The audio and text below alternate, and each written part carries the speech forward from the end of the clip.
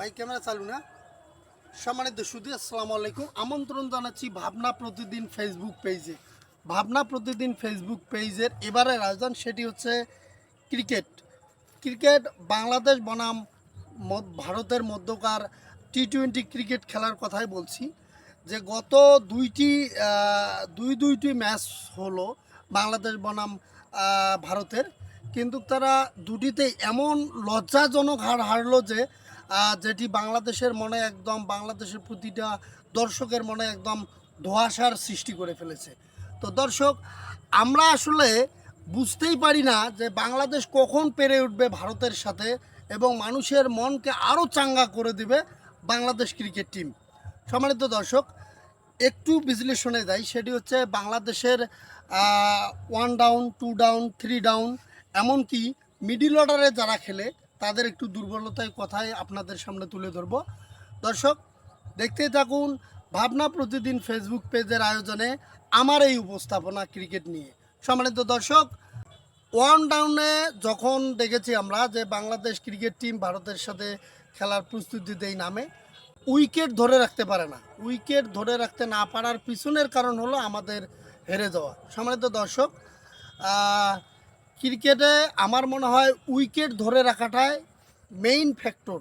আসলে দেখা যাচ্ছে নামার পরে দেখা যাচ্ছে শট খেলা, শটগুলো দেখে শুনে খেলা।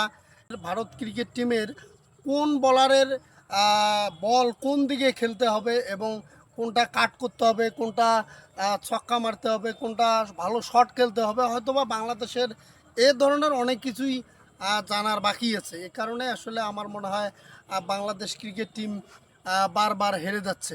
সম্মানিত দর্শক, ওপেনিং জুটিতে একটু দুর্বলতার কথাই বলি। সেটি হচ্ছে বাংলাদেশের ওপেনিং জুটিতে যেমন তামিম ইকবাল নাই। তামিম ইকবাল একদম একদম হাই লেভেলের খেলোয়াড় ওপেনিং জুটিতে, সেটি না থাকা একটি আমাদের দুর্বলতা হতে পারে। আরেকটি ব্যাপার হচ্ছে যেমন মিডিল অর্ডারের কথা বলি। মিডিল অর্ডারে যেমন মাহমুদুল্লাহ রিয়াদ আসে এবং মিরাজ আছে। মিরাজ মাহমুদুল্লাহ যদিও ছন্দে আছে, কিন্তু ভারতের বিপক্ষে আসলে এরা পেরে উঠতে পারতেছে না। আমি মনে করি যখন খেলায় নামে তখন আসলে এদের কিছু জিনিস খেয়াল করার দরকার। সেটি হচ্ছে কোন কোন ভারতের কোন প্লেয়ারের বল যেভাবে কিভাবে খেলতে হবে এবং কখন কোনটা ছক্কা মারতে হবে, চার মারতে হবে, সেদিকে অবশ্যই খেয়াল রাখতে হবে। এবং ভারতকে প্রতিহত করতে গেলে আমার মনে হয় যদি বাংলাদেশ আগে ফিল্ডিং করে তাহলে ভারতের দেখা যাচ্ছে 140-50 রানের মধ্যেই সীমাবদ্ধ রাখতে হবে। এবং বাংলাদেশ যদি আগে ব্যাট করে সেক্ষেত্রে বাংলাদেশকে অবশ্যই কমপক্ষে 170 রান করে ভারতকে ফিল্ডিংয়ে পাঠিয়ে দিতে হবে। তবেই হয়তো বা খেলা একটা সামঞ্জস্যপূর্ণ খেলা হবে।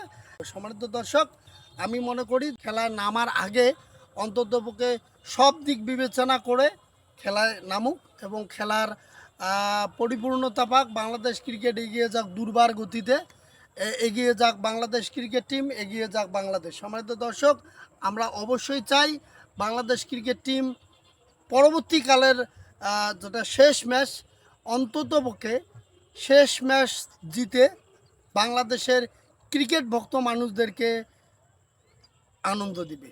ধন্যবাদ। ভালো থাকবেন, সুস্থ থাকবেন, বাংলাদেশ ক্রিকেটের সাথে থাকবেন।